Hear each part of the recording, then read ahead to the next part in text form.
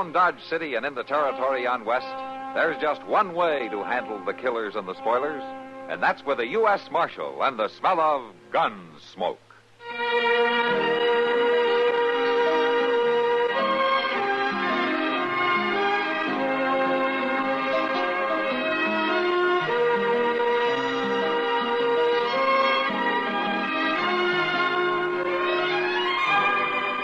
Gunsmoke, starring William Conrad. The story of the violence that moved west with young America. And the story of a man who moved with it. I'm that man. Matt Dillon, United States Marshal. The first man they look for and the last they want to meet. It's a chancy job, and it makes a man watchful. And a little lonely.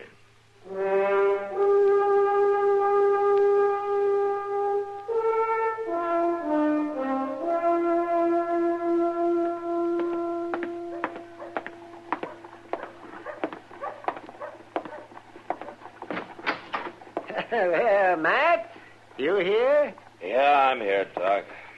Come on in. Oh, well, how come you're in bed so early? I'm not in bed, Doc. I'm just resting. Oh, that's right. Oh, I see the cost of government's going up again. Oh? What makes you say that? The soles of your boots. They're worn almost through.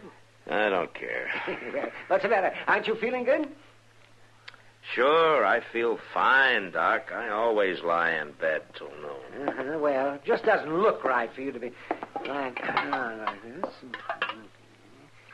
Yes.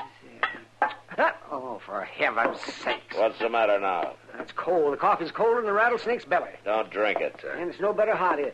No, Matt, like I was saying, a man in your position should have more to do than just lie around.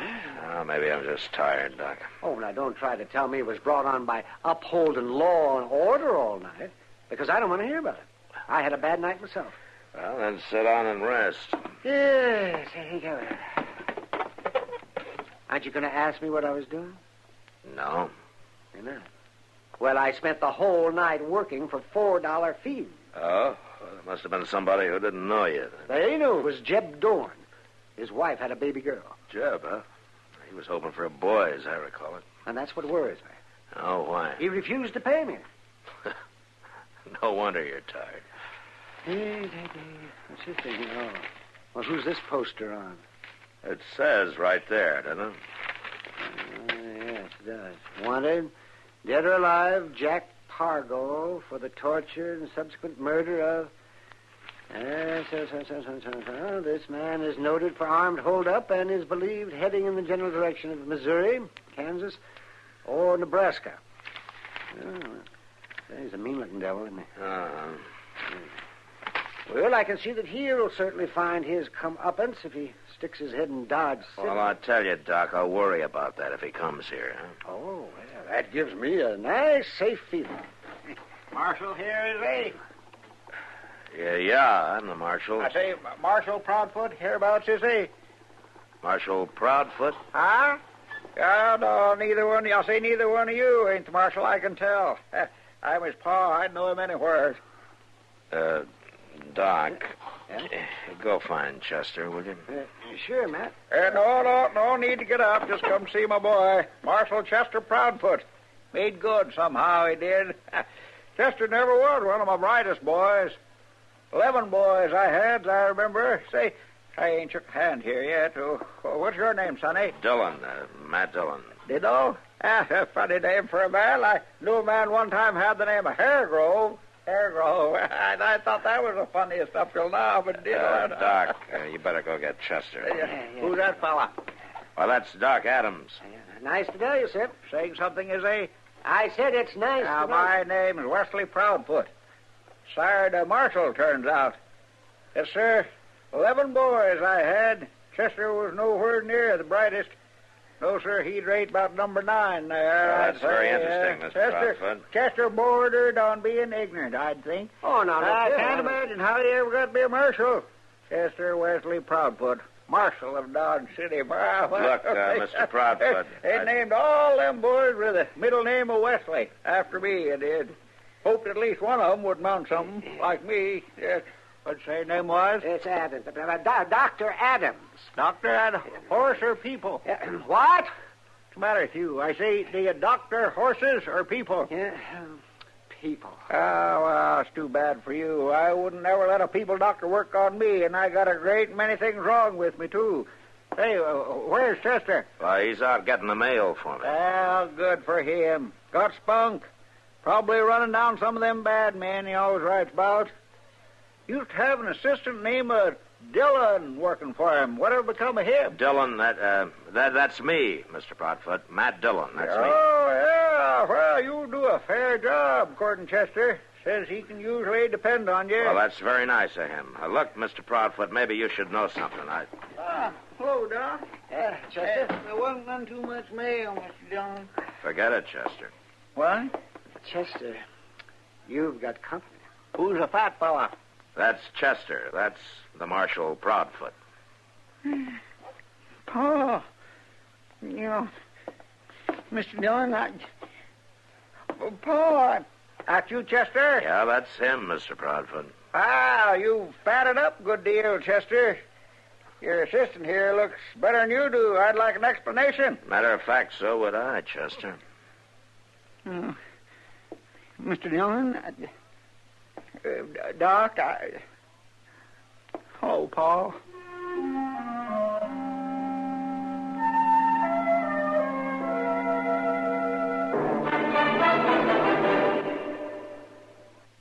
Now, some folks, I guess, think that stamps are just for licking. And some go in for that philately stuff.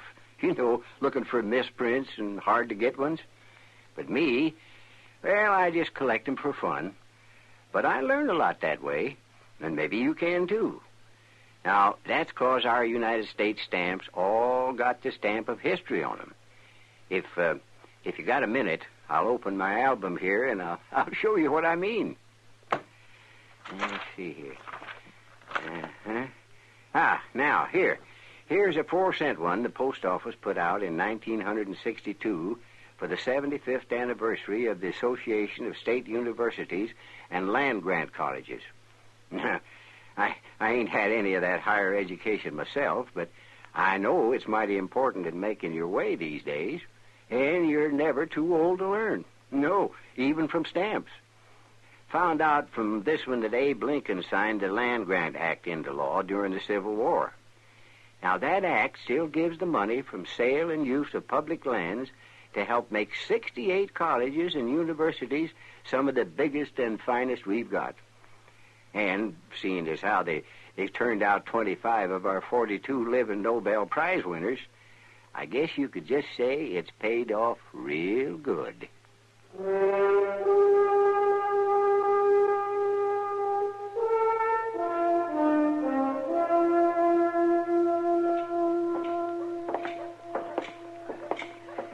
What are you going to do about it, Matt?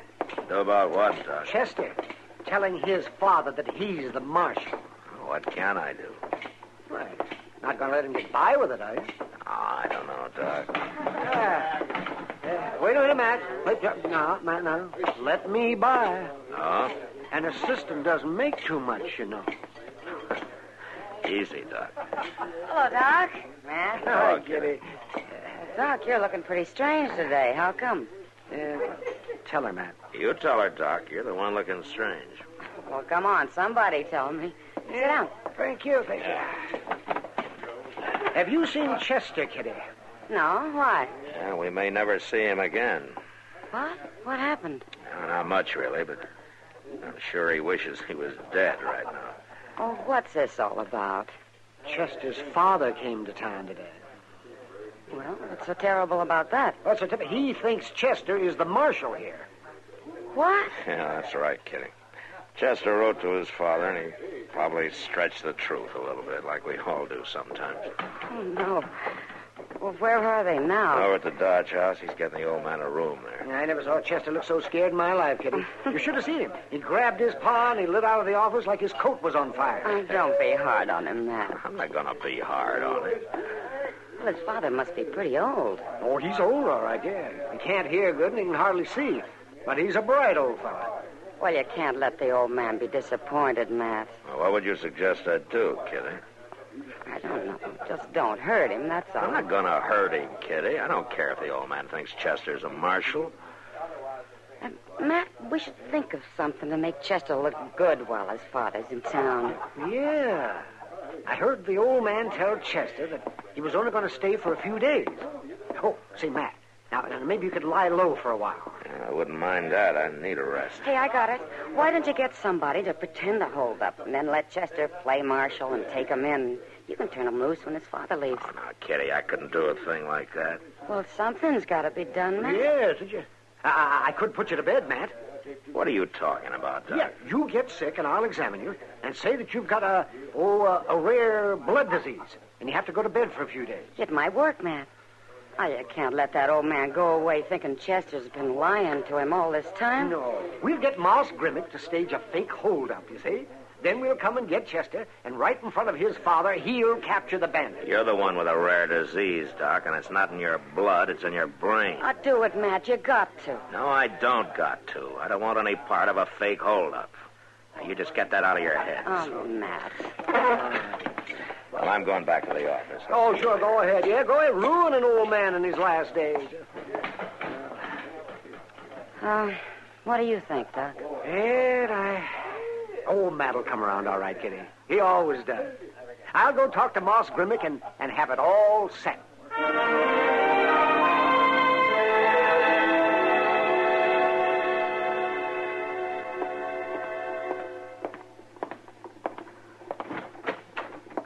Anybody here?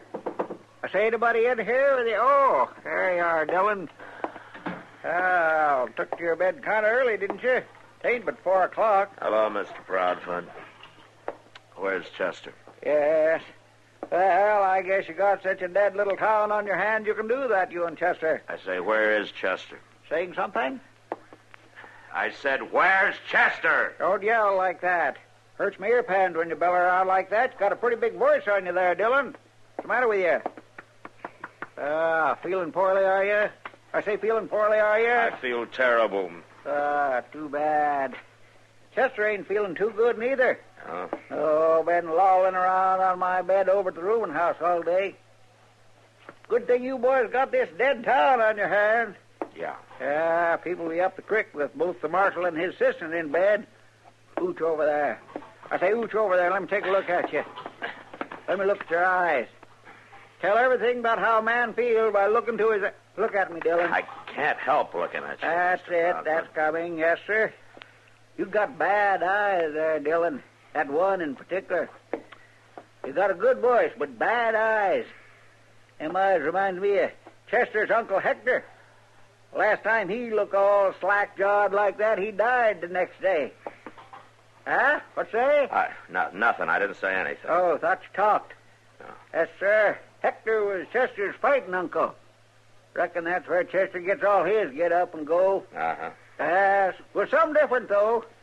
Hector fought again the law, Hector did. Ever seen a man stirred up again the law all the time like old Hector was? Have you had your Hated the dinner law. yet, Mr. Proudfoot? Oh, indeed, he was a winner. You're right there. Won all his battles. Killed 2 marshals, Hector did. Killed them dead. It's a good thing Chester's on the side of the law. Man that's a terror like that ought to be on the side of the law. Yeah, Matt, you Chester here? ought to be... Hello, Mr. Proudfoot. Do what? Oh, you're here. Look here, you got a sick deputy here, Adams. Better go get a horse doctor and get him straightened out.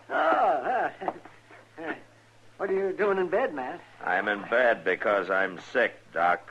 Did you ever hear of anything like that? You're sick? Uh-huh. You are, Matt? Say, that's fine. Yeah, well, I figured you'd think so. Doc, would you do me a favor and take Mr. Proudfoot out to dinner? Anything, just get him out of here. Yeah, sure, Matt. You bet. Oh, see, your eyes look kind of beady there. Yeah, well, we've been through all that. Well, if I didn't know that, I'd say that you had a fever. Adams, I say you got a sick boy there, Adams. Doc, would you go right now? Yeah, okay. Oh, sure. Mr. Proudfoot, you come Very with me. sick. Come with me, Mr. Proudfoot. I'll take you to dinner. Dinner? No, too early for dinner. Take a little glass of Dutch water with you, though, but don't let on Chester, will you? Yeah, sure. I'll see you later, Matt, and I'll let Kitty know you're with us. Oh, fine, Doc. Good. Yeah. You let Kitty know I'm with you. Yes, you just fine. go. Yes, sir, Adams. That boy there is sicker than a pig. Let Kitty know I'm with you. Doc! Doc, you come back here!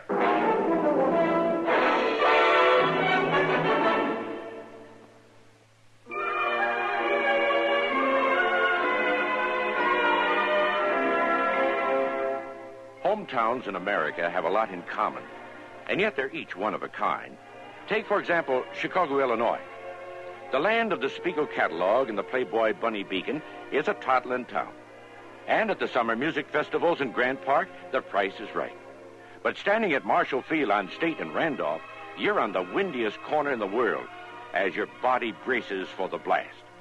The colorful neighborhoods of the West Side are gone to urban development. But the University of Illinois is getting a new campus there. In theater, there's the Second City on the near North Side, or the Theater on the Lake in Lincoln Park. Shopping in the suburbs offers Old Orchard in Skokie, Randhurst in Mount Prospect, and Oak Brook near Hinsdale. Chicago can't win them all, though. In 1948, the Tribune said Dewey defeats Truman, and in the fall of '66, the convention center burned. But if your hometown is Chicago, you already know this. We only wanted to remind you it's still there.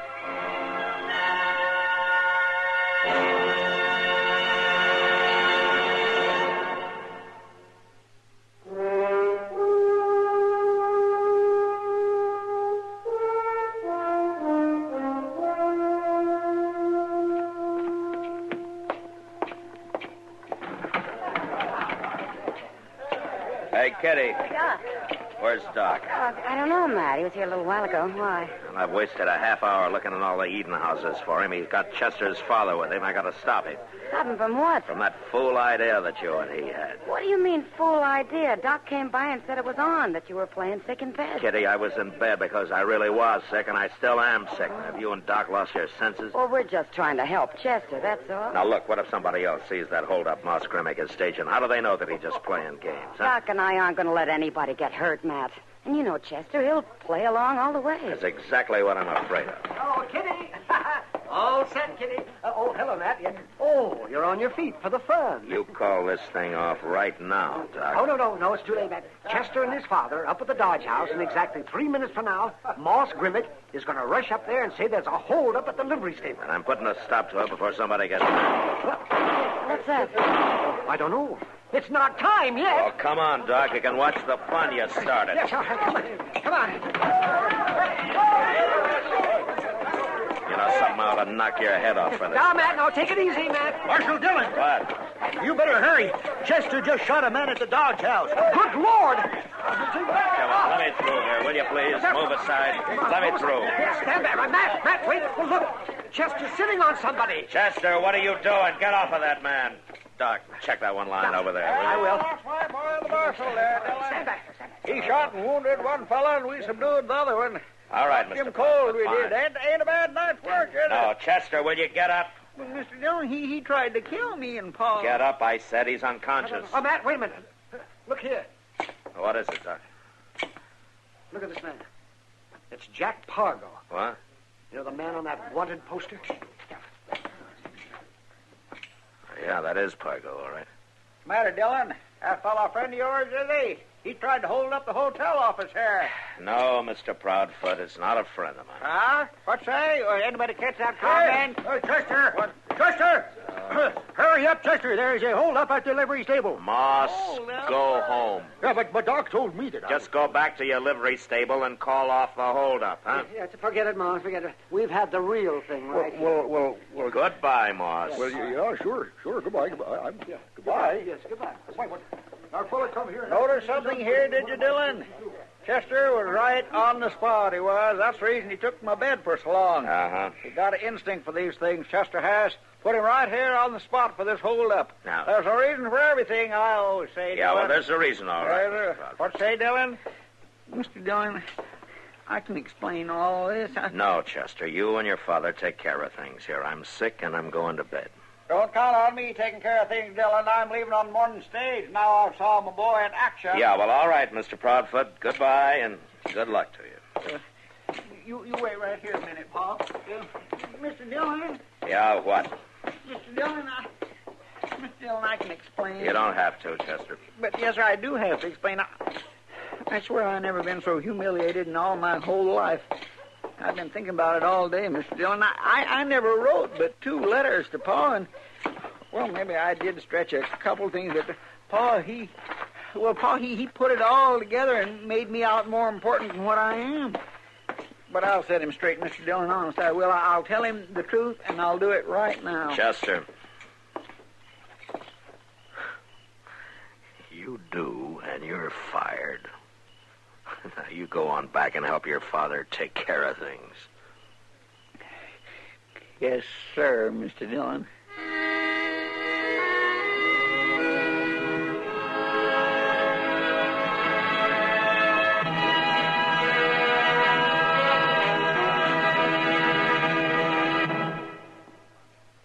When I want an example of how a term or phrase is used, I generally find a colorful example in some speech of that old political character, Elijah Cuddlestone. For instance, now, I admit, I say, of course, I'm a grassroots candidate. I work from the bottom up. That is, I get down to the basics of a matter, down to the grassroots. Now, I want to know how you're my people, and I insist on knowing how you might be affected. That is why you elected me, because I am one of you, and it's like I say, I am elected by you and working for you. Well, getting down to grassroots seems to be what politicians and office seekers report themselves as doing most any time, but more especially preceding an election. It's a folksy American phrase that simply means getting down to the underlying principles or basic facts of a matter, and may be used at any time by anyone. The actual origin of the phrase is unknown, but its reported usage predates 1885.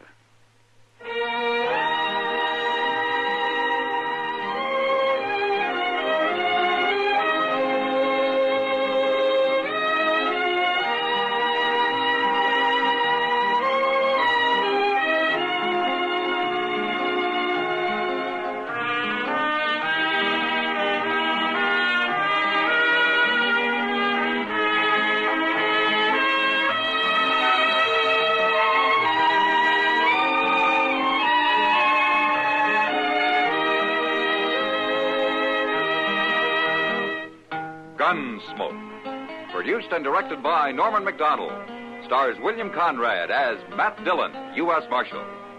Featured in the cast were Parley Bear as Chester, Howard McNear as Doc, and Georgia Ellis as Kitty.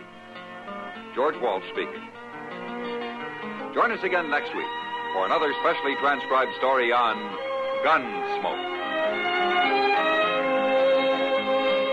This is the United States Armed Forces Radio and Television Service.